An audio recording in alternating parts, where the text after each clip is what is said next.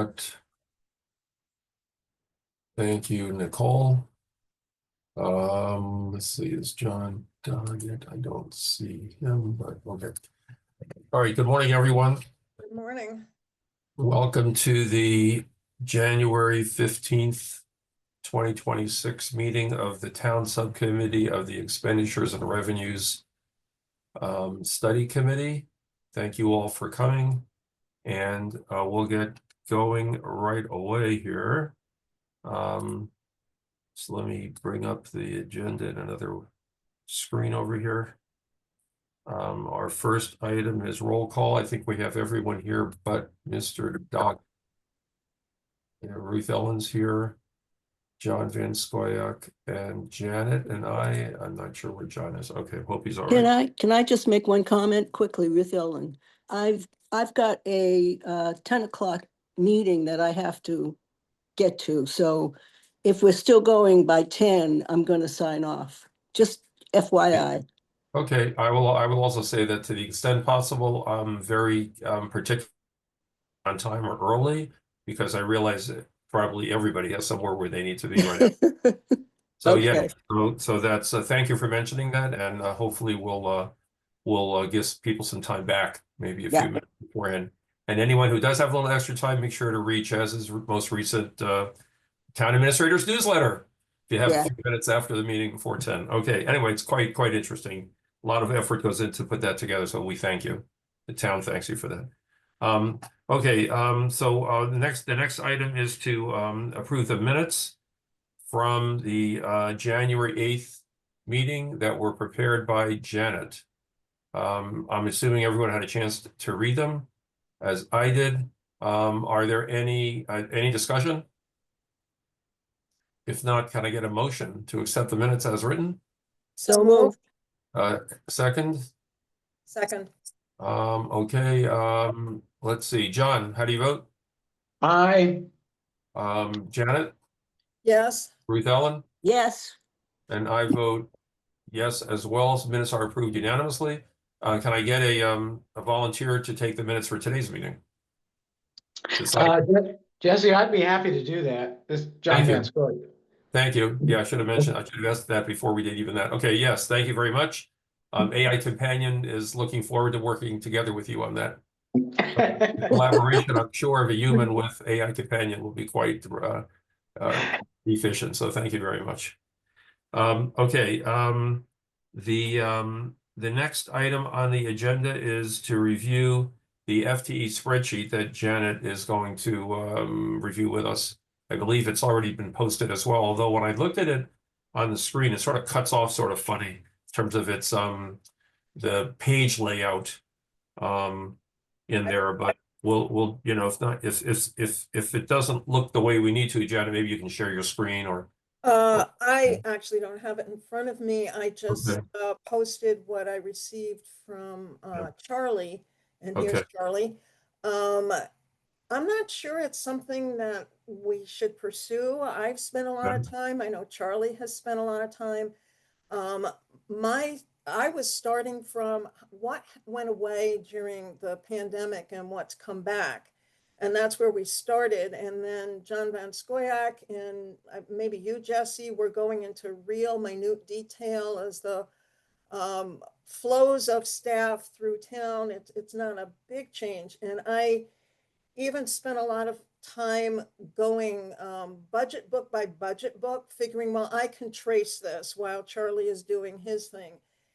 And you can't. There are errors in the budget book. There are year one doesn't match year two, or if you're looking at several years together, then they don't necessarily flow.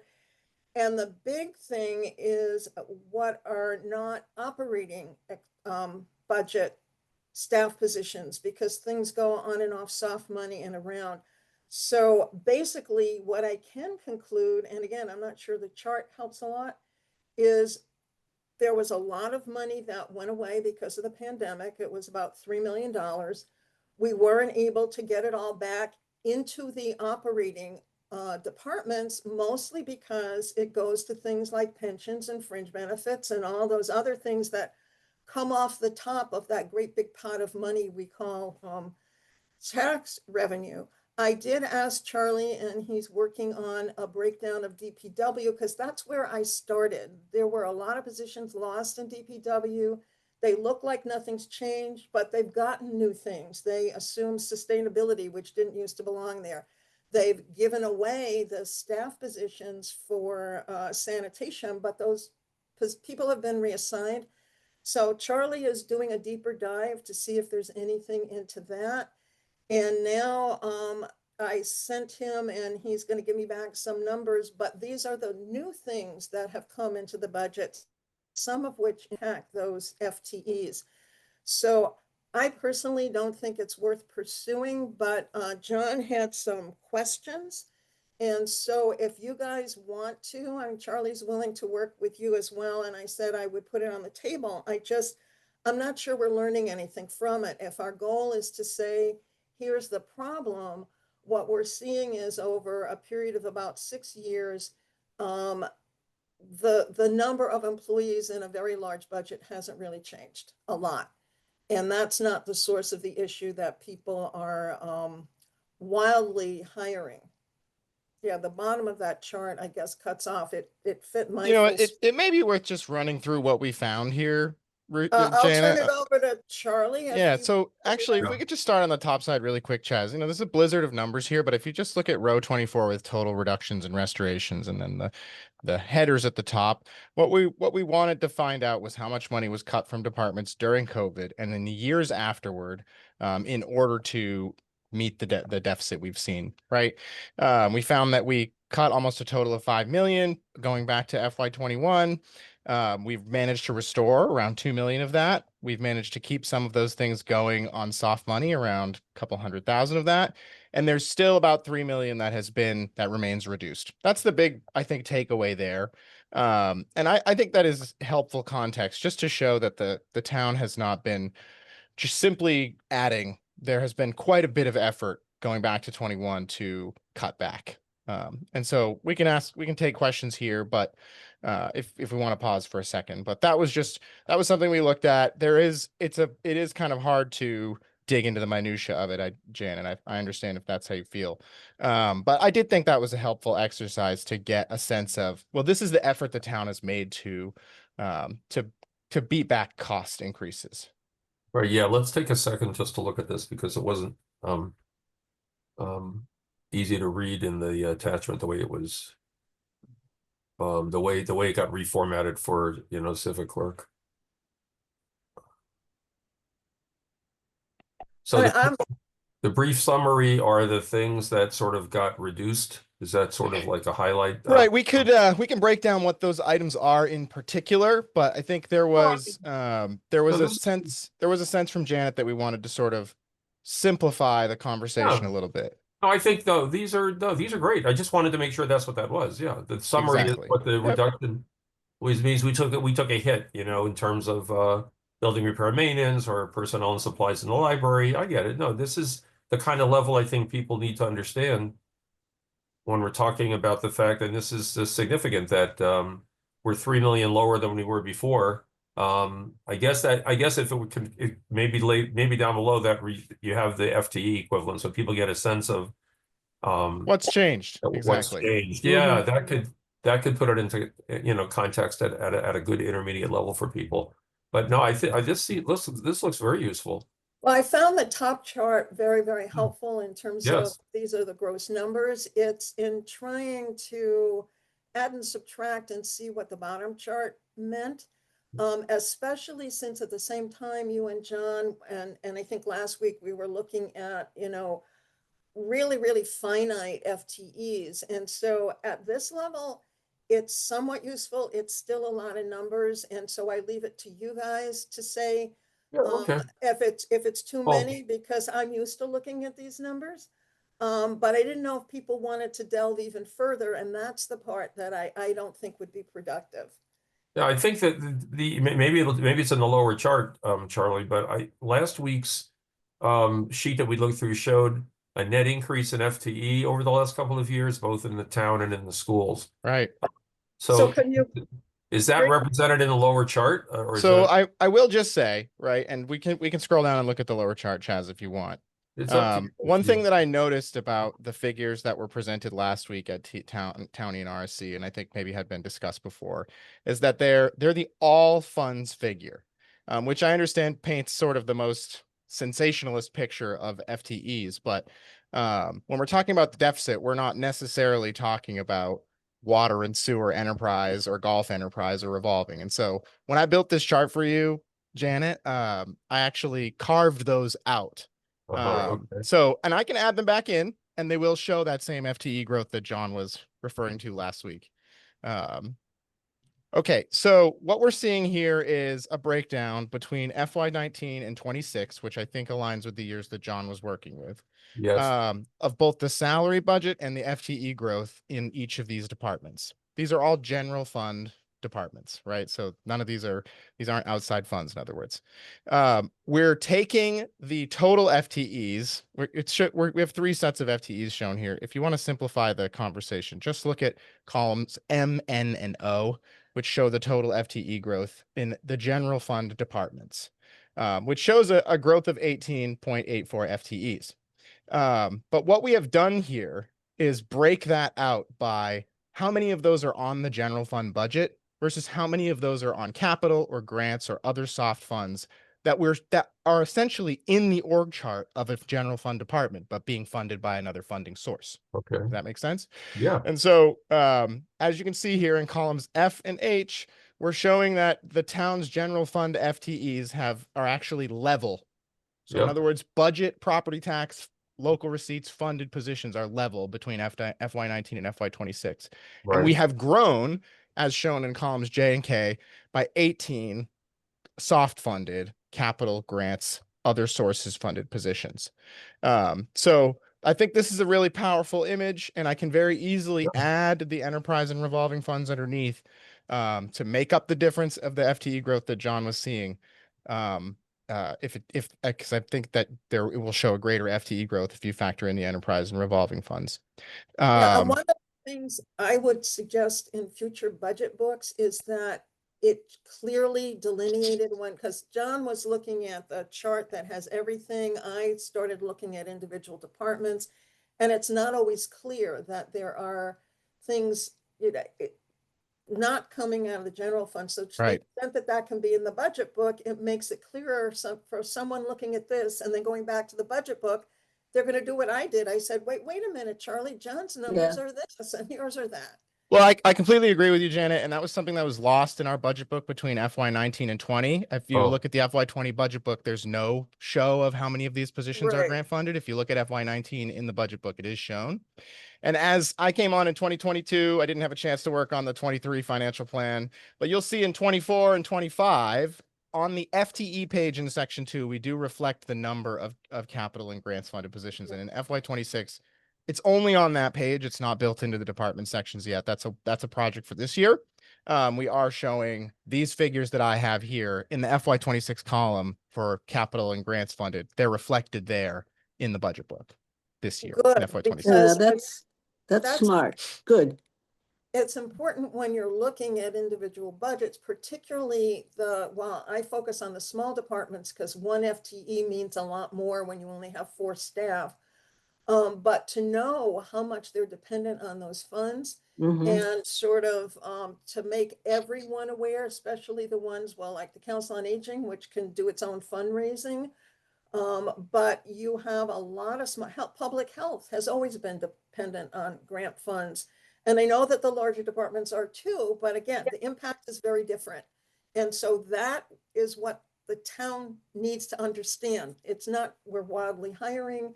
And look, this is what your tax dollars do, but we could not do what we do without these other funds. So to the extent you can get that in the budget book, that would be great. Yeah, I completely agree with you, Janet. To me, those soft money FTEs represent, town effort to make the most of what we have, right? To do more with what we have. And so, it's a project every year, and some of it is wrestling with our budget book program, and some of it is just time and effort. But we're looking to improve on that for the 27 book that's coming out. And I will say that it has I hadn't looked at a budget book since I got off advisory in fiscal 21, and it's much improved. That's when you first went to the system. It's even easier to read sometimes. Work on the size of the font. Yeah, Let me that ask is a you, project too. yeah, let me ask a question here then. The soft money are mostly grant funded. We've come to sort of expect the benefit of having these 18, 19 FTEs providing, critical new programs or maintaining programs provide, I guess, from grants being renewed each year or hopefully renewed each year. Yeah, John, I see you. Just let me just finish my question. Thank you.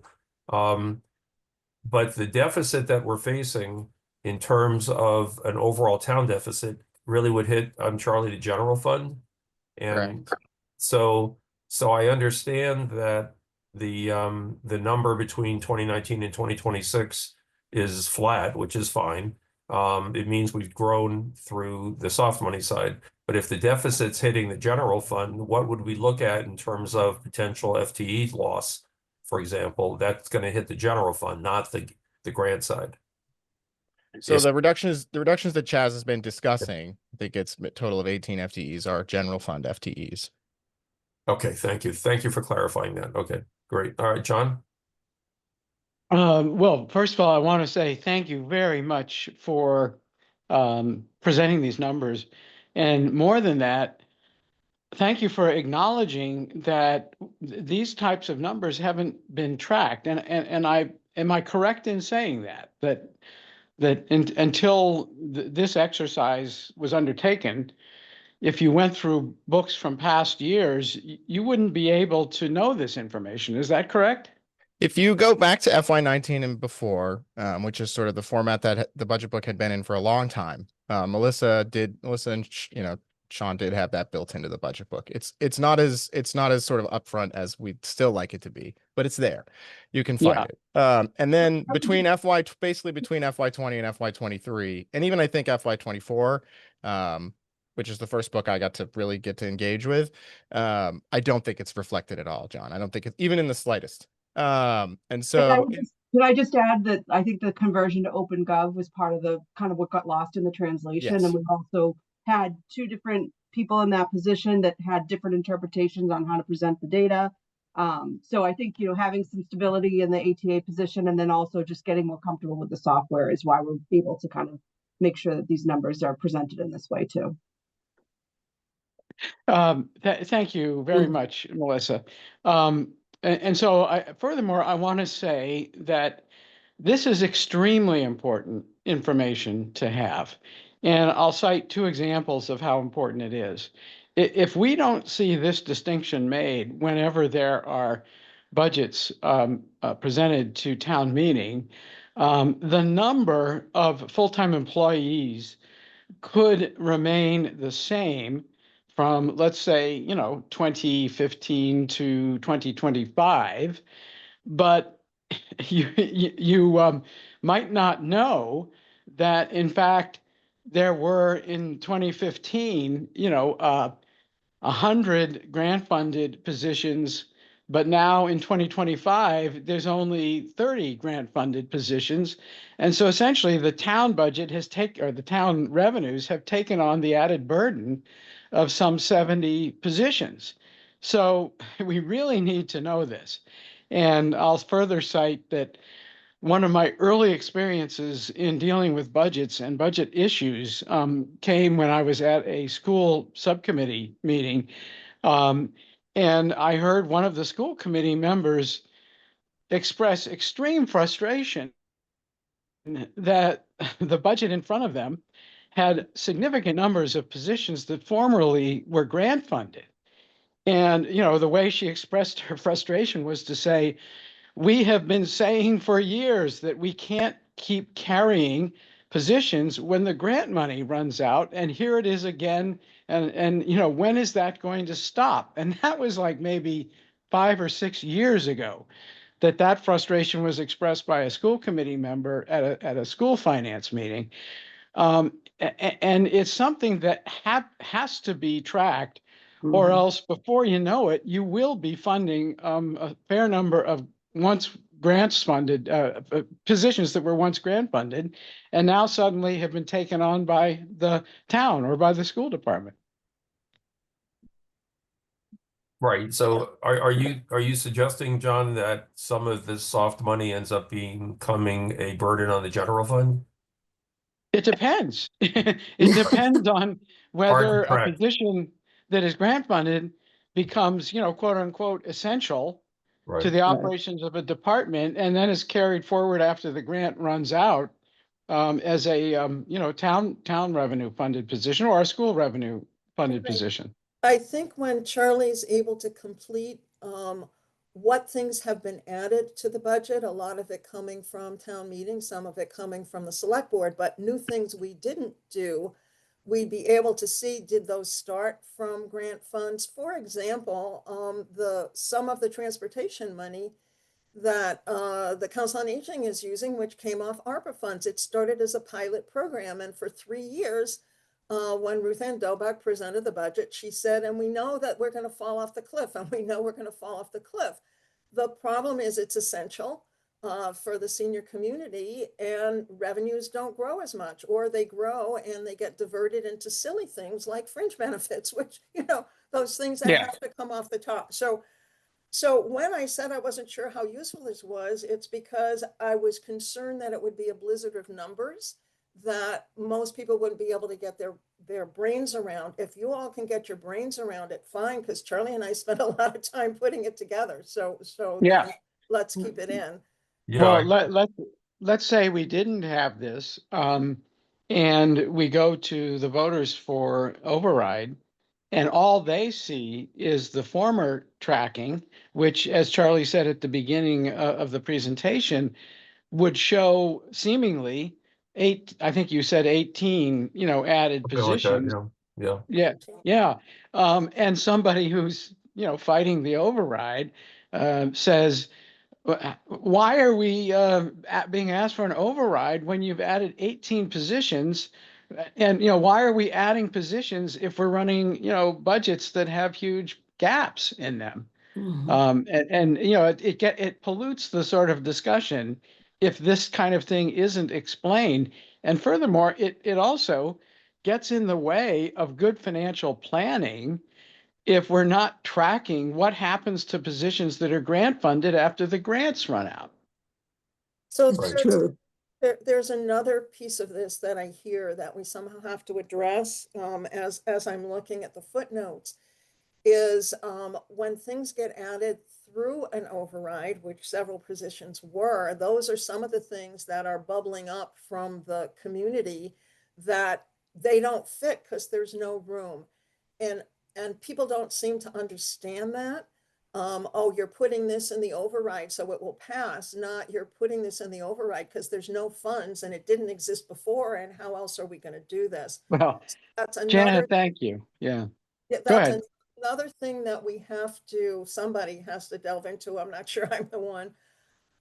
Is, tracking things that were added. I think let me start with what Charlie and I are going to put together on what those new things are. But there needs to be an explanation. You cannot guarantee that because we added a language access coordinator in an override, it will never go away. What if all of the foreign language, people who don't speak English as their first language all leave Brookline for some reason? What we wouldn't still need it. And so there has to be something that goes up and down with need. But what I am hearing is you need to freeze hiring, and I'm not sure how many open positions there are to freeze.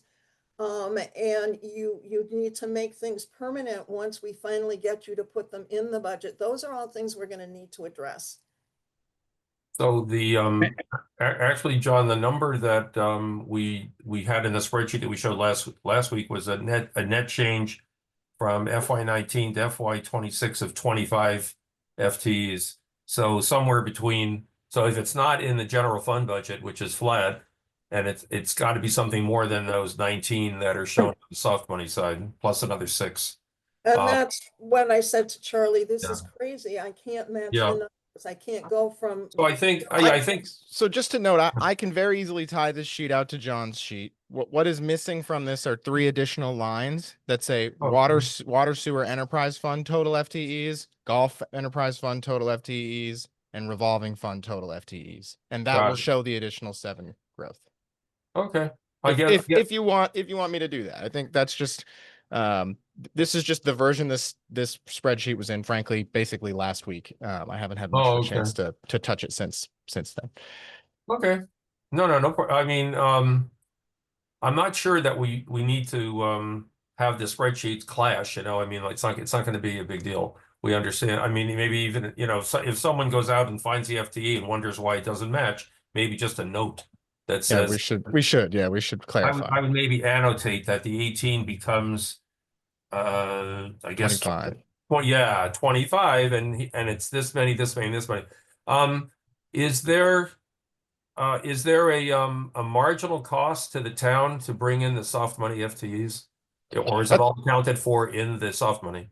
That's a great question, and in general, it's accounted for in the soft money. Melissa can correct me if I'm wrong. I can't recall off the top of my head right now any capital or grant funded positions we're carrying that have a general fund impact for any benefits or Well, have any right now. even I don't know, desk, you know, desk furniture, square footage that they take up. I don't know, what anything. Yeah, Computer. that is an excellent point, Jesse. And there probably are very on edge, marginal costs, like the cost, potentially the cost of a PC being carried by a department, or like you're saying, desk space. Yeah. Yeah, but I'm saying it's very small. I mean, it's not something we can make a big deal about because it's very, very small. There's an economy of scale, right? Yeah, of And course. so if you already have an office and you have space where you could put a desk, it's a lot cheaper to put that desk in, and makes more sense. It's like almost like there's an advantage where the margin there, Is but tiny. it's sort of, it's lessened because you're not building a whole new office for a person, right? You're maybe setting aside space or something. But So you are right about that there would be like maybe training or something like that that may end up getting carried by a general fund account sometimes. Right. I mean, I don't know, additional software licenses or whatever. I mean, Right. for more people. Yes. Charlie, can you clarify the capital? Because capital projects come and go. So are we hiring someone to oversee something and then we let them go when that project is done, or how does that work? So the positions we have on capital funds right now that are being carried by capital accounts would get shifted to another capital project in a future year, right? There are some that maybe are dependent on how much funding certain departments get. Like, for example, we have, I think, 4 FTEs in the engineering department that are charged off to capital projects, right? And that's because we have significant roadway projects currently and in the future scheduled. And so we're not foreseeing those people going away anytime soon, but they are also all on soft money. And if the projects went away and the consistent work went away, then the FTE likely would as well. And there would be a conversation with the town as to whether or not, hey, are you interested in moving this to the general fund? We're very transparent about that when that happens. But it's not something that we're planning for by default. I mean, the people that are on capital are linked to the projects they're working on, and it's expected there will be more work for those people in future years. And Because that's a long history of carrying those positions in the town, like the project managers that manage all our building projects. That historically, especially when we've gotten MSBA reimbursement for those employees, it makes sense to carry them on the project as well. So thank you. Yeah, this is I think Janet, that some of this, and John, and Ruth Ellen, some of the comments we're talking about here need to be folded into our report. Yeah. At some level, having the data in the appendix, this chart and things like it, the annotated version that shows the difference between the 2 FTEs, I think the FTE numbers for the town would be remarkably helpful to people. And again, shows them that we've done our due diligence in understanding what's happening. May I say one more thing about this topic? Please. I think it's equally important to track what kinds of endeavors by the town attract, grant monies and warrant chasing after grant monies. And what is the benefit to the town, even when we succeed in getting a grant? And I'll use my favorite hobby horse example, which is the bridle path. We don't know if there's ever going to be a Beacon Street bridle path. What we do know is we've already kicked in $1 million to that planning effort, toward that planning effort, in order to get $2 million from state and federal funds. I think it's a combination of the two. And we also know that people whose other responsibilities include figuring out how to maximize the number of streets we repave in any given year are now devoting considerable amount of attention to this planning effort aimed at maybe someday in the distant future having a Beacon Street bridle path, which we don't know if we're ever going to have it. So, you know, we have to have some way of evaluating the true net value of grants that end up spawning endless planning efforts without any guarantee of an end product and occupy the time and attention of people who, you know, absent the grant funded planning effort would have more time to give to things like, you know, necessary upkeep of facilities.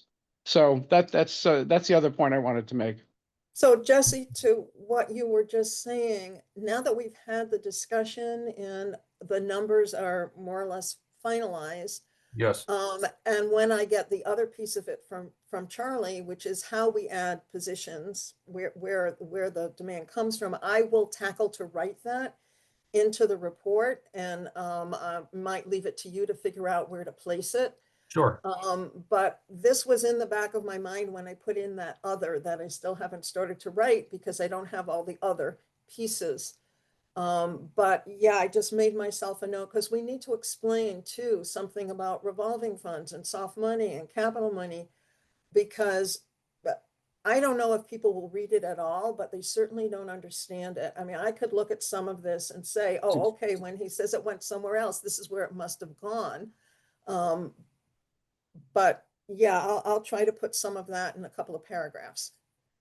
That would be much appreciated. Yeah, and in my judgment is it's important to have that statement in that way for future reference or in support. I guess one other big picture takeaway from this, Charlie, is that columns JKL, the soft money FTEs, represent a certain set of initiatives relative to FHI. I guess there's a column or two hidden, but anyways, the general fund FTEs, which represent sort of the bread and butter operational activities that keep the town running, you know? And so I wonder, Janet, if we should be, and John also, should we be identifying in a simple high-level view, the general fund budget FTEs support this, the soft money FTEs support that, but that money has been granted. It's not like we're looking for an override to deal with the situation with grants. But I think it'd be helpful for people to understand that the grant money is supporting the following set of initiatives, whereas this is what John said about, again, this sort of bridle path aspirational goal versus a road upkeep, for example. The grant could be more towards the bridle path situation, whereas the general fund budget is the point transportation, the infrastructure side, and sidewalks and whatever, all the other things. So maybe we should clarify it in some simple table so that the reader understands that the deficit that Chaz has been talking about really is going to hit the general fund, and these are the kinds of sort of effects that it will have in terms of, everyday Brookliners, quality of life in town, whether it will take longer for things to be processed in the town clerk's office, or whether, it'll take longer to get sidewalks flattened and straightened out. those are really going to hit the general fund side because the grant side sort of has its own money churning along, keeping those 18 positions alive. Well, it sort of works both ways, because if you look at planning, for example, one of the things we're told is the soft money goes away, but that's a good chunk of the planning department, which is important for future growth. To do what you said, Jesse, I would need Charlie, because that's what I tried to do when I started to read all the budget books, and I just threw my hands up because something came in, it went out, it moved, and there was no simple way to tell me this is where those things, how those things were funded. So if Charlie can do it, and send me the data, then I'm happy to work with him on it. But I don't think it's anything we could do on our own, just going through the budget books. So I could certainly provide a breakdown of what the positions that are funded by capital and grants and what they're doing, sort of the programs and services that they are serving, right? And then I think if there's more information on the general fund side we can do that, but you almost get to see sort of what's in the general fund by seeing what's not, right? Like we can That's right. reflect what's in the grants and say, and the rest of it is, core services. Yeah, core right? services. That could, but let's start there. I think that is a great piece of feedback, and I can get you that information very easily, Janet. Thank you. Right. And particularly, things like planning, things like health, what happens when that goes away? Yeah, And they're the big ones, and then I think the other big one is DPW. yeah, and health changed a lot with the pandemic, but did it change back? I mean, there were things that had to be done for a couple of years that didn't anymore. So yeah, focus on the big ones. You can send me the whole thing, but I think we need to focus on the big ones. Well, especially in health, I guess, Janet, I'm noticing that it's doubled, right? I mean, Yeah. there's 13, Yep. 13 in the general fund and 13 plus in the capital grant side. So that's a lot. And some of it is our expectations of what needs to be there changed. The pandemic certainly changed how we look at public health. But things change one way and then they change back, and then a lot of it also changes because we absolutely just can't find those funds anymore. So yeah, Charlie, send me what you have and then I'll think about it and delve, and we'll go back and forth a couple times too. I guess the other one is, I mean, I'd have to look in the budget book with Jenna or something, is the HR 3.5 or so FTEs, or that are grant funded. So like, what do grants do for the HR process? Right.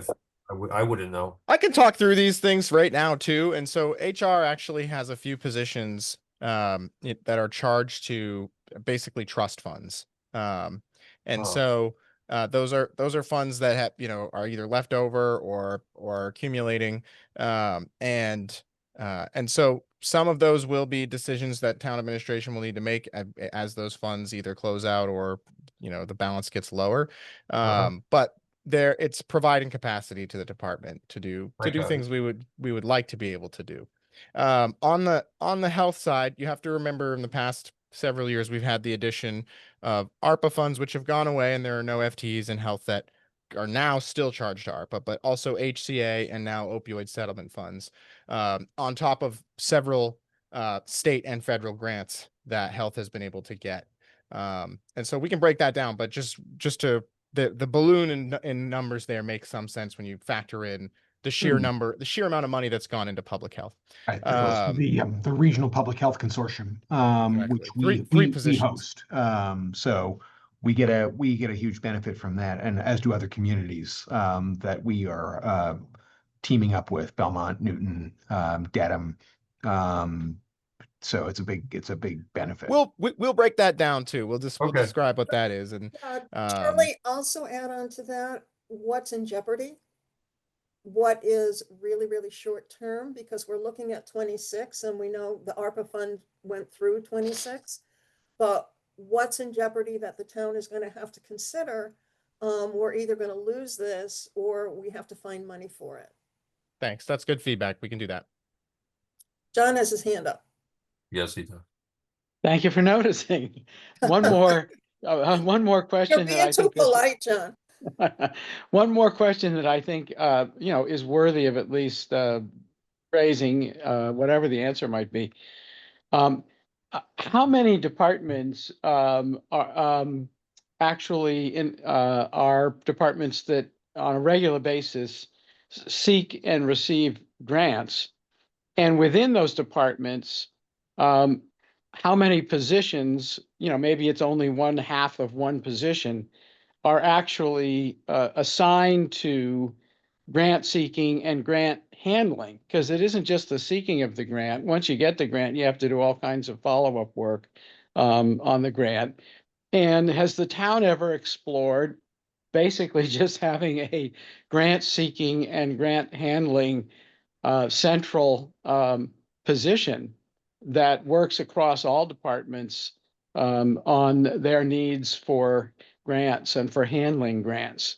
That's just a question that I don't know the answer to. This has been discussed before and has been discussed several times in recent years. And we have right now an ARPA grants administrator who has been, not writing grants or seeking grants for other departments, but serving as a sounding board when needed. And Chaz has put that at the sort of very bottom of the list for 2027 override items to keep that position on board. And I would like to see them either be that central grants person or serve in that capacity to some extent, if we did have that position. But right now it's being done by, the bookkeepers or business managers in departments, and the primary recipients of grants are folks like health, DPW, police, and fire, and, other departments to some extent. Council on Aging as well gets their formula grant annually, and gets other grants when it can, transportation, etc. But in most cases, it's the department head or a business manager or somebody in some kind of finance capacity in that department. And they come to town administration sometimes for assistance and for, even, basically anybody on our staff who can help. And then we have our procurement department that helps with compliance issues. And so it is very disaggregated at this point, John. And I do think that there is some capacity for streamlining and improving our grant writing and grant receiving process. I think the work the town departments do on their own is quite remarkable. We get quite a bit of grant funds. So yeah, this has been discussed. It's an excellent idea. It's not something we can get off the ground with simply the grant administration portion of each grant. We couldn't chip each grant for 5% and create a position, unfortunately. That wouldn't cover it to start. And so it is out there as an override ask. And if that's a priority, we can move that up. But I think that's where it stands. Yeah. Thank you. That's quite helpful. What would the benefit be here to add in information about the FY27 plan? Well, that comes out in a few weeks. Right. So what I'm saying is that I guess we have to have our report finished in a few weeks also, right? So I'm just wondering what I guess which will come first. I guess we need your numbers in order to finish this. And yeah, we can, the numbers that are in the forecast on my end on the override, I can, in the event of a no override scenario, I can provide those to you. So I'm not sure what you're saying, Jesse. You want to say make it FY 2019 to 2027 instead of 26, or to add something as a projected? No, I'm saying maybe in, starting in column PQR is to put something about with Chaz and Charlie have the numbers that were projected, so that we have, this says such a good story to people, with the budget numbers that are accessible. We're not creating them out of out of the air. The general fund, which is our core services, the soft money, which is basically we worked smart and hard to get grants, and these are the benefits we're getting from them, and then there's FTE growth, but it's all on the grant side basically. So that's again, good for us that we've been able to bring additional services in and maintain what we have. But then if the FY27 is a general fund budget FTE count, I think that would be helpful to see here, Janet, because then we know, are we looking at growth? Are we looking flat? Are we looking at, because of the deficit, at reductions in certain, again, not specific reductions, but maybe by department or something, where it could, so that we understand if we're talking about 6, 8, 12, 18 potential FTE reductions, where those are, because that ties into the story of here are the services that are going to be, again, the way Charlie's explained it, the core services that are going to be affected if we don't bring enough additional revenue in through, through a tax increase. It's not coming through grants. I mean, it's going to be coming, the override basically, out of people's pockets. So I wonder if that would be helpful to add in here as additional columns, at least what you have so far, Chaz. I understand that the other numbers will be next month.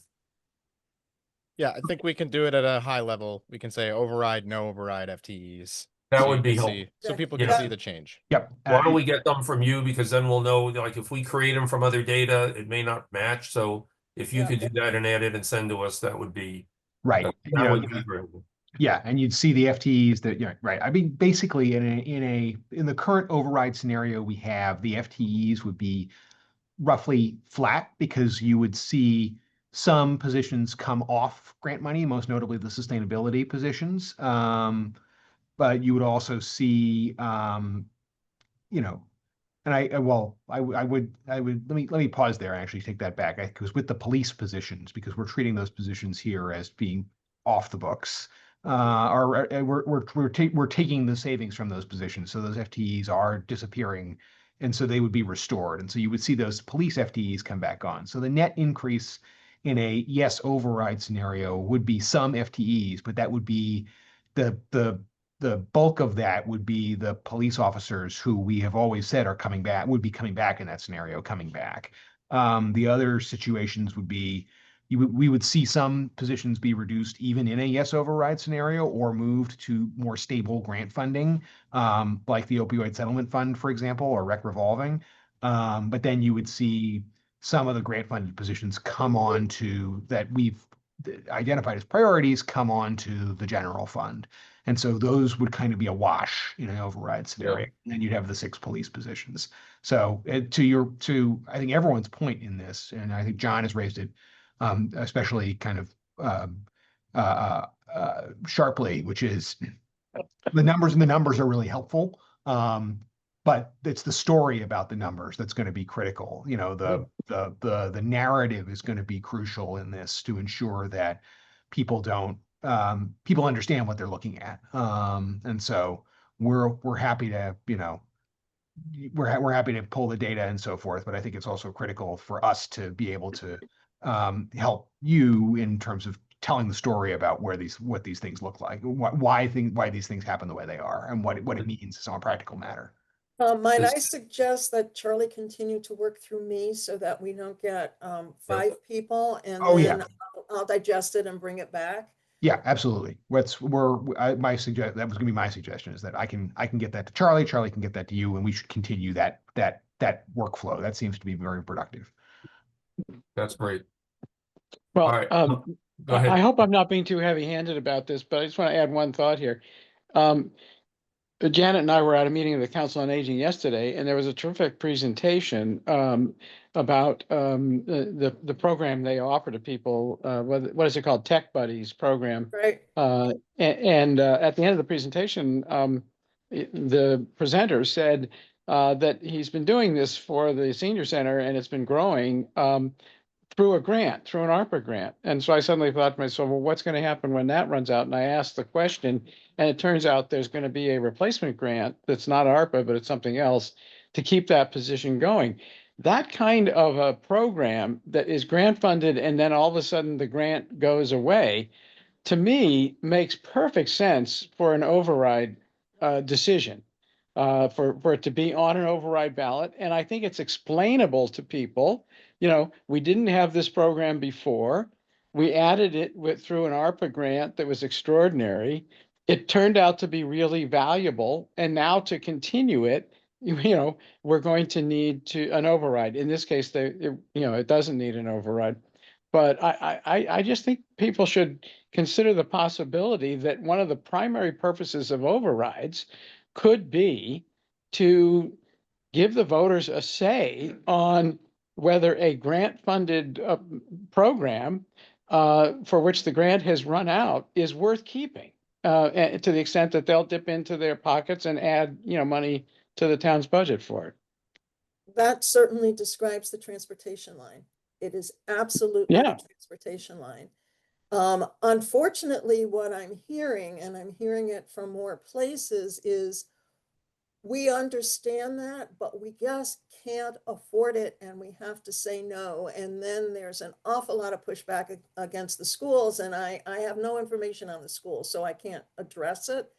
But that is going to be the crux of the work in order to get an override passed, which gets us into, well, how do you structure it? Would people be, and I don't know the answers. It's totally a political question. But I ran into someone yesterday I haven't seen for years, and the first thing she said is, my precinct won't vote for any override. Yeah. And Yeah. I hear that a lot. Yeah, but it also forces a day of reckoning with things that are added to our budgets by town meeting. Yes. And initially funded with grants, and everybody thinks, well, then it didn't do any harm to add it because we funded it with a grant. But then the day of reckoning comes. Now we have to see if voters really agree with town meeting that this or that program is worth the extra money it's costing us. That's all. Yeah. It will be a very interesting campaign because there are so many disparate views, and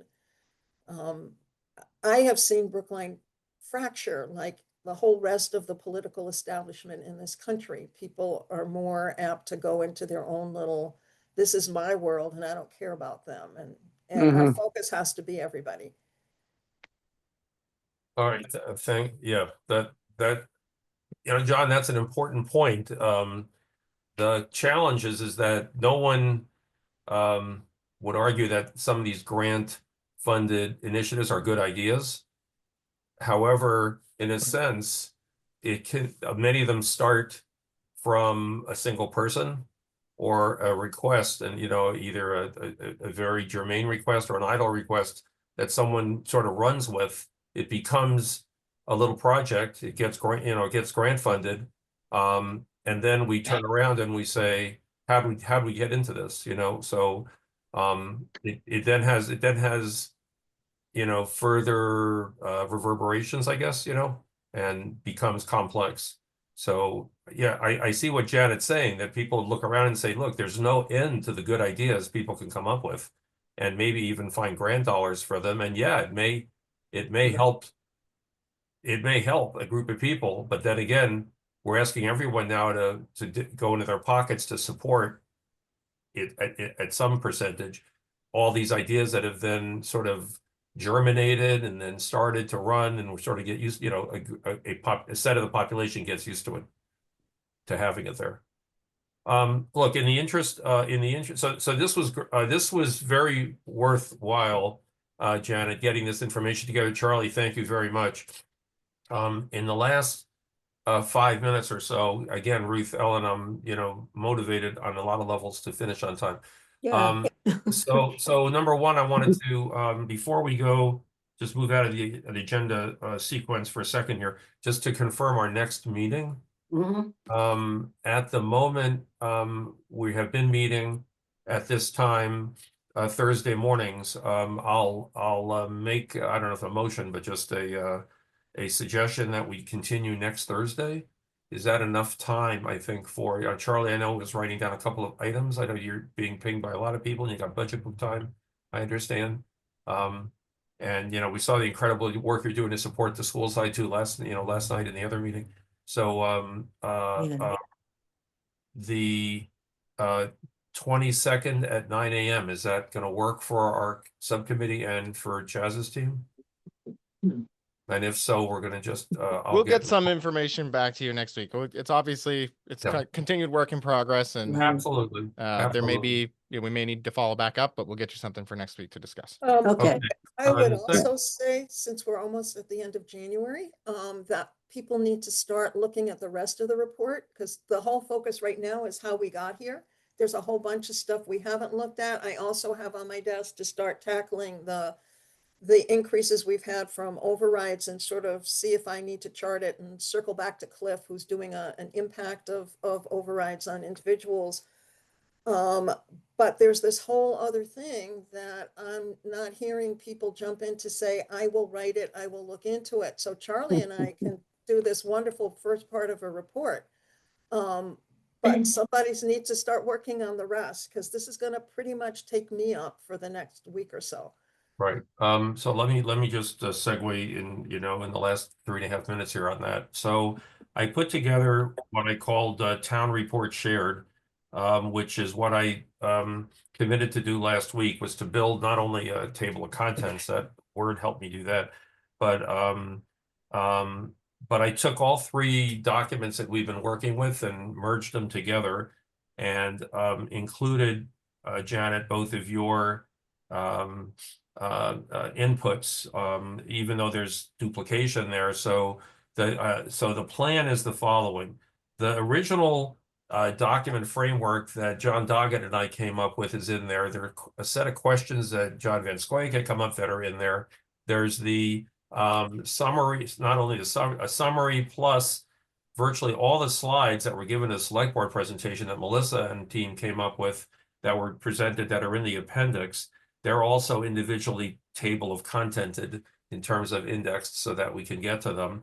There's also the 5 or 6 departments that I was able to find initially information about what their need to haves are and what the override could do for them, and what impact it could have if not. I haven't finished all those yet.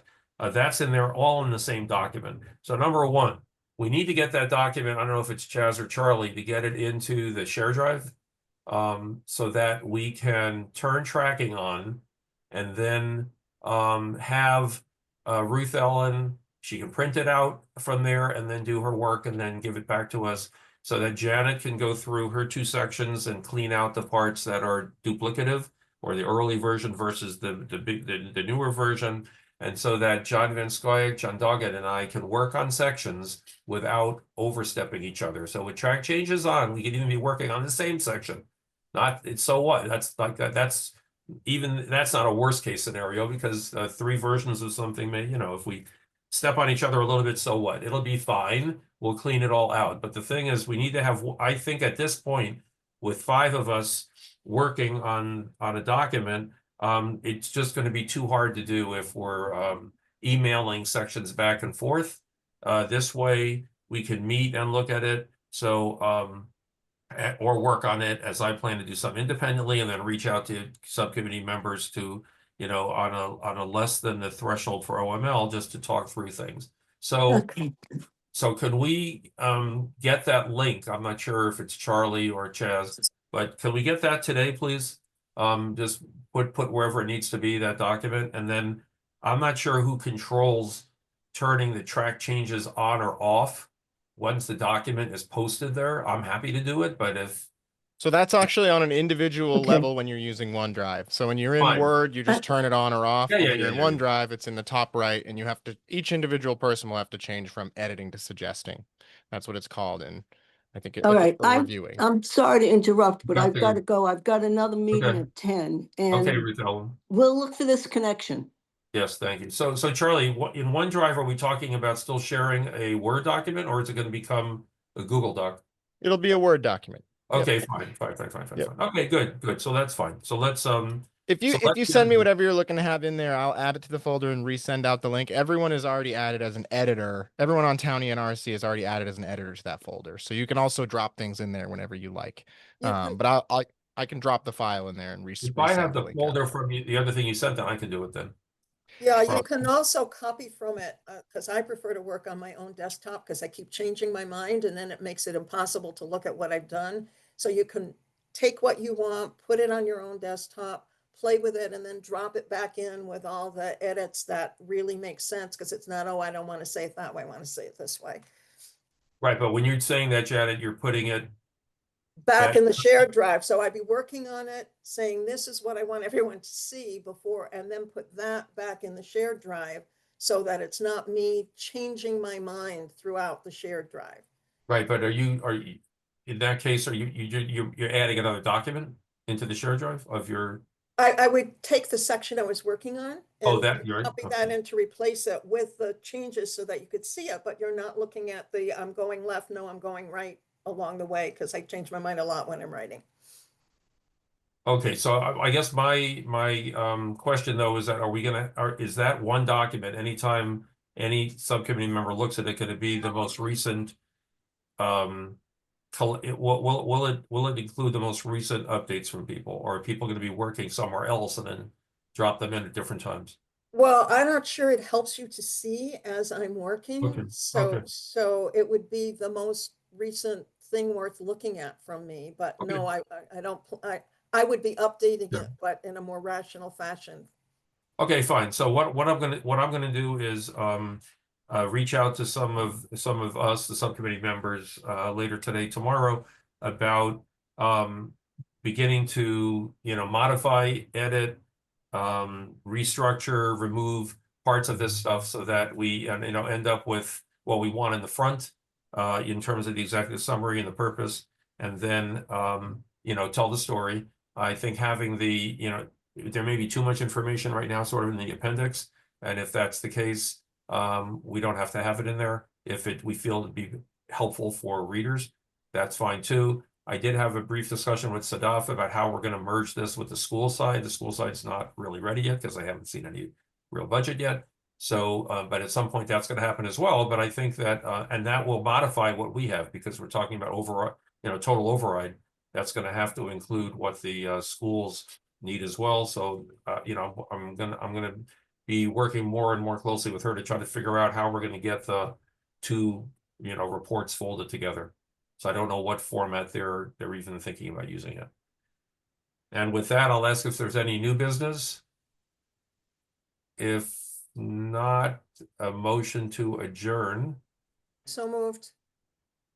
and by acclamation, just with some head nods, I guess, from John Van Scoyac, Janet, Ruth Ellen Hardy, myself. And with that, I'll thank everyone for their time, and we'll be meeting at 9 a.m. next Thursday. Thank you.